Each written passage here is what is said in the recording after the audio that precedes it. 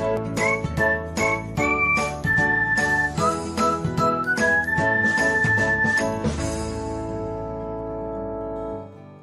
everyone, welcome back to another episode of Technologyglance. Today in this video, I am going to guide you through how you can turn on SMS notification of friend request on Facebook Lite. So let's get started.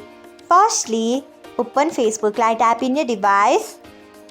Then tap on three lines icon. Next tap on settings. After that, tap on notifications. Then tap on friend request. Next, you can see the option of SMS. Turn on it by tapping on it.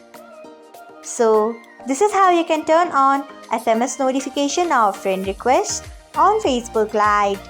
Thanks for watching. If you found this guide helpful, we would love it if you hit the thumbs up button below. We upload great new tech tutorials like this one every day. So, do not forget to subscribe to our channel and hit the bell icon so that you'll never miss another update.